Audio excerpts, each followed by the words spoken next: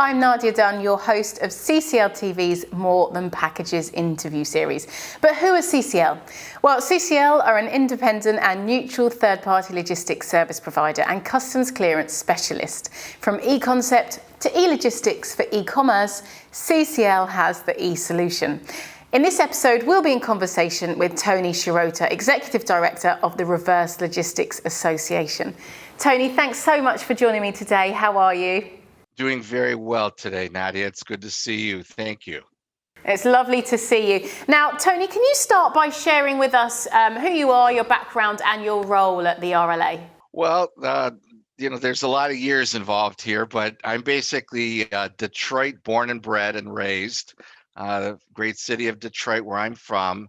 And I moved into sales and marketing, primarily sales, and I was rather good at it. I worked for Sony, I worked for Philips, and I started to realize I could do it in my sleep. And then one day, the Philips company where I had been for about 10, 15 years, decided that somebody had to fix the returns problem.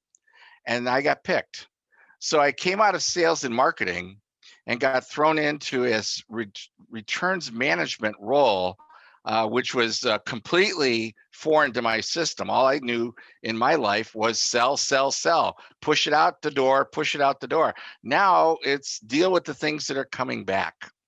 And when they did this to me, Philips said, go out and solve the problem. Nobody was working on the problem. This was in the year 2000, turn of the century. Companies were hiding the returns in the back room, in the back of the warehouse, and throwing them away. Typically, it was the profitless prosperity, it was called. So here comes a guy from sales and marketing, and you deal with the major accounts, and you're trying to go into them and say, you know what, you're sending us too many things. We need to stop it.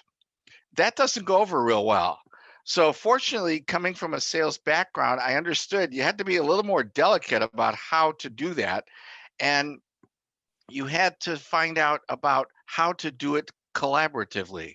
And it's a misused term, I'm sure, but really you get in the room with the 800-pound gorilla and you want to say, we don't want to take things back. And they're going to you take everything back. So you wrestle a little bit and you come up with a solution that works, and you reduce the returns dramatically, as we did at Philips. I think your viewers might appreciate the numbers. And the numbers are, we were doing, let's say, around $1 billion in the United States with 5 of our biggest customers. We were getting 15% returns. Do the math. It was a lot of returns.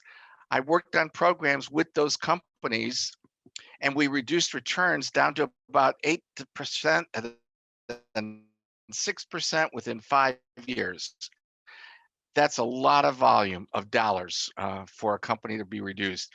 So I learned the hard way how to do it, because there was no instruction book on reverse logistics around the year 2000. I'm glad to say there's a few instruction books now, and I was so proud to join the Reverse Logistics Association when I was at Philips around the year 2002, and began a 10-year journey with them, with Philips. And then I left Philips. Philips hired me back as a consultant, and then around the year 2016, the Reverse Logistics Association had begun to decline. The founder was ready to get out of it. I had a dinner meeting with him, and I talked to a couple of the remaining board members, and I was pushed into doing this. I was literally pushed into taking over because Dell and Home Depot and Walmart people said to me, we need a Reverse Logistics Association for the world. So that's the background. That's how we got here. Well, when you started at Philips, they didn't have a returns department at all, did they? Before the year 2000, nobody had a returns department. It was generally going back to the same warehouse that shipped it. And imagine that, Nadia. Here's all these nice cartons going out the front door, and in the back door come these messed up cartons with fan blades sticking out, televisions not in a box. It was clock radios all thrown into one big Gaylord box. That was the case for most companies before the year 2000. Well, talking about nice boxes and televisions, what are your thoughts on high value returns? Well, of course, where I did find some help was called the Ease of Use Roundtable. Around the year 2000, I discovered these people from Intel, from Microsoft, from HP, from Dell, and those are names that are high cost products, right? So they were very worried about all these returns because it's millions and millions of dollars that had to be addressed. And of course, at Philips, the same way, we were getting plasma televisions back and these very expensive items. So we had to find ways to make it so that, number one, people would buy it and enjoy the experience and keep them. We were finding that many of the products coming back, Nadia, and this is still true, many of the products coming back have what's called no fault found, no technical failure. You put it on a bench, turn it on, it would work. So you say, why are people bringing these things back? And that's what the Ease of Use Roundtable was all about.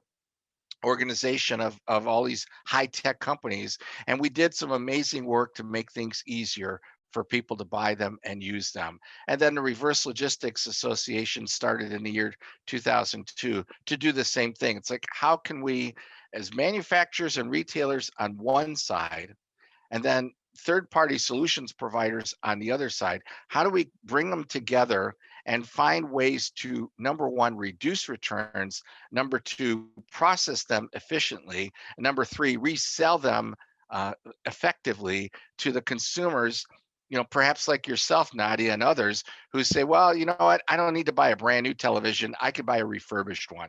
So those are the three cores of what the reverse logistics world is like, I think. And tell us about the trend of bracketing, and are retailers and the marketplace ready for that trend? I mean, they have to be. They've had to kind of answer to that already.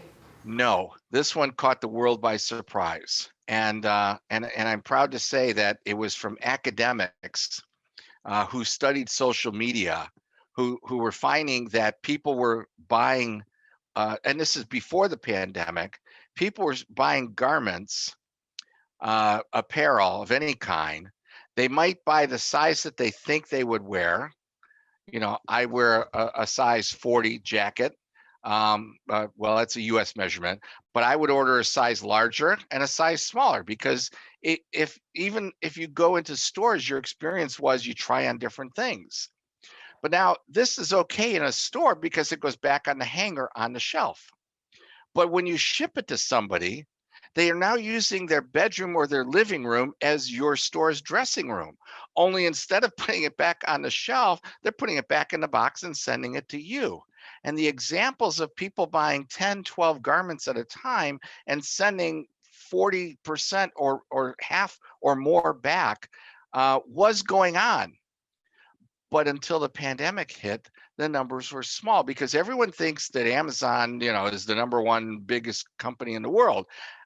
Yes, but they were only the internet was only about 10% of the business in the United States, and in Europe also small numbers. So the fact that people were sending back lots of returns was hidden by the fact that the numbers were kind of small overall. People still went into clothes stores to buy clothes. Now the pandemic hits. Nadia, what I promise you is there are thousands of trailers sitting in parking lots at major companies everywhere filled with returns. They have not even been processed because so much of it did come back.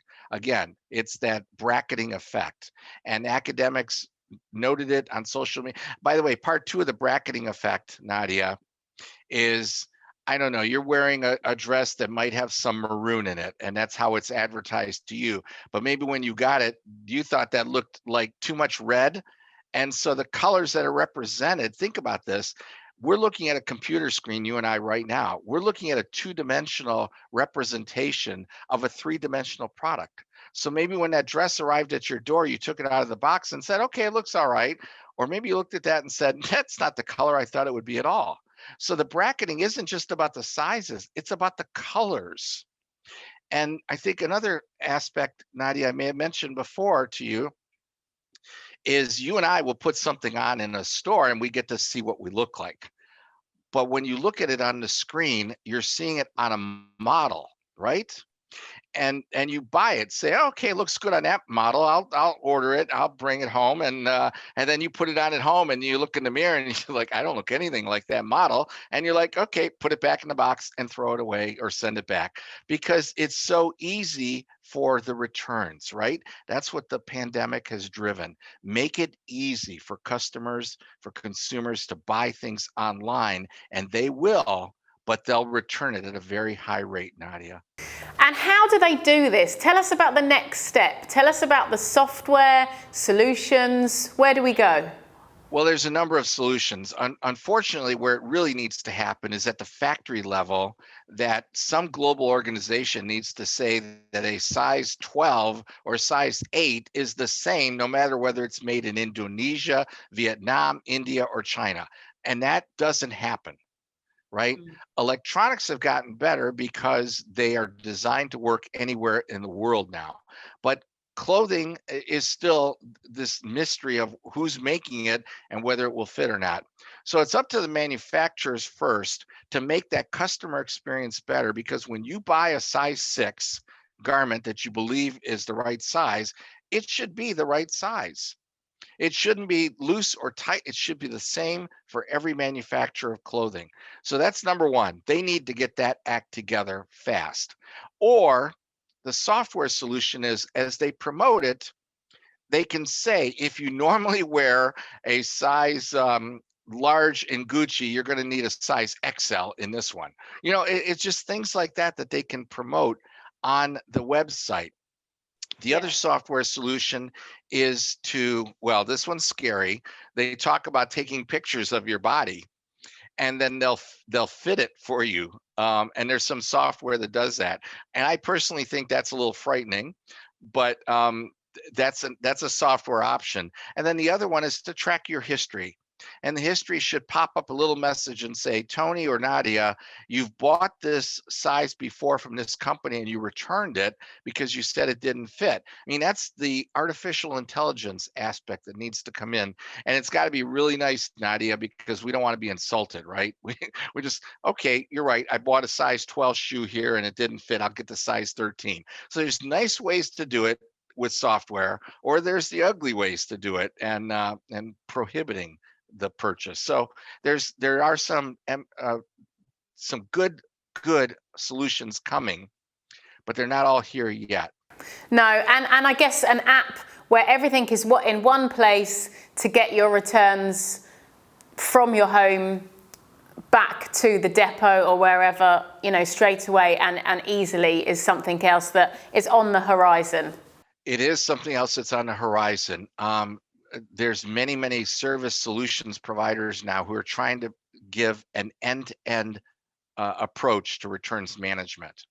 And that is, they need to help on the front end promote the product correctly.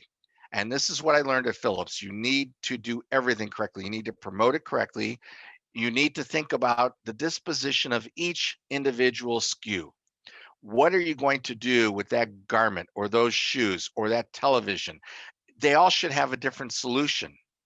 And when you send a customer like yourself or myself the return authorization, make it go to the right place. And in Europe, especially, the nightmare is that it has to cross borders, right? A company in the UK that's selling to mainland Europe, to get those products back, there's things like the value add tax as it crosses borders. How do you get it back? There's restrictions on certain kinds of materials. So you need some real expertise in that space. And I have to give a plug. Companies like CCL, that's where they thrive, because they help provide that expertise. So that's what's coming down the road. These solutions have to be, how do you help the companies that are selling forward, because all they can think about is selling, solve those problems, but then bringing it back. And Europe is what, 26 different countries, borders that you're crossing, and every one of them could be a different set of rules. That gets very complicated, Nadia, as you can imagine. And one bad solution, Nadia, is some companies are giving up and saying, you know what, Nadia, just keep the garment. We don't want it back. We'll give you credit for it. That is not sustainable solution at all. So So we're looking to see more solutions coming. So we'll go back to the sustainability talk in a moment, but it is complicated. The VAT element and cross-border e-commerce. So if you go to our YouTube channel, Tony, you can find some of our bulletins and some of our previous interviews on those subjects. So maybe yourself or customers can maybe have a look at that and kind of find a good explanation on those subjects. But going back to the sustainability issue, what are RLA doing around that? I know that you've got a committee, Recycling and Sustainability Committee. What does that do for the industry? How are you trying to combat those issues? Well, Nadia, I'm proud to say that many members of the RLA are engaged in activities to promote what's called the circular economy, right? The circular economy actually originated in the UK, the Ellen MacArthur Foundation, and they talk about designing for circularity and planning for circularity. So why I'm proud is because apparel companies are now joining the RLA because they recognize that they need reverse logistics is the cornerstone of the circular economy. You need a way to take things back and do something else with them. So you've got companies like Nike and Adidas saying, you know what, send us your old shoes. We'll give you a credit for it to buy new ones and we'll do something with it. Then you have companies like Patagonia, North Face, these rugged clothing companies that are saying, we'll take it back, we'll give you a credit, we'll resell it on a secondary marketplace. And that's the amazing part. We don't call it used clothes anymore. We call it pre-loved. We call it certified. We call it pre-owned. We tell people we take our cues, Nadia, from the automobile industry, where they came up with the concept of used cars are junk. Nobody wants one, but a pre-owned, certified. Sounds much better, doesn't it? So now there are clothing manufacturers who work with companies like Retail Reworks in the United States, and that company will take the clothing, they'll clean it, they'll stitch fix it, they'll repair tears, or they'll deem it unrepairable and then perhaps donate it. So when we talk about sustainability, it really needs to be about the circular economy, because sustainability is limited. Now we're talking about how do we reuse it and reuse it and reuse it, as opposed to the bad news, like when you hear about Burberry and H&M burning their return goods. And right, exactly, we shake our head in disgust, because like, why would you do that? But the other part is that the newer generations, the younger people, I mean, look at the clothes that they wear. They're proud of clothes with tears in them. The jeans with the ripped, I mean, they pay extra for those. So now there's the opportunity. It used to be considered chic to go to a Salvation Army store or a Goodwill store, or I don't know the other counterparts in the UK and in Europe.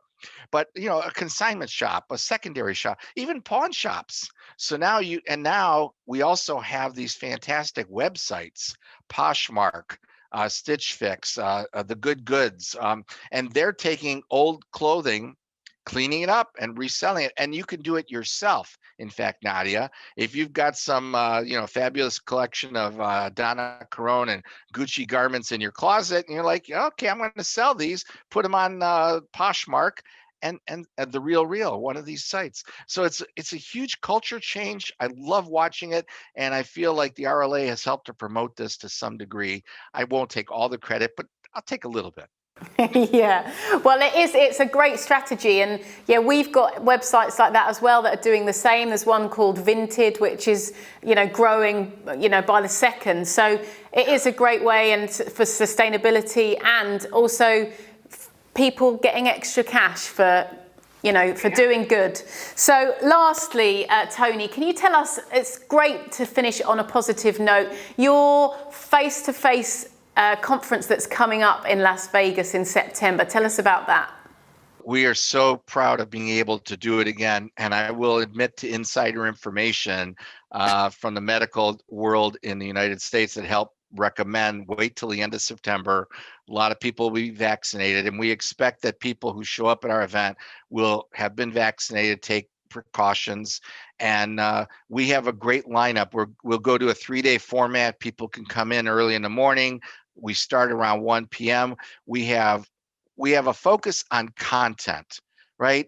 I don't really need any company to get on stage and talk about their better mousetrap. I need people to get on stage and talk about how do we make the customer experience better so that they love the products and keep them? How do we make it easier for them to get their products fixed locally or do something with them locally? So there will be experts talking about that.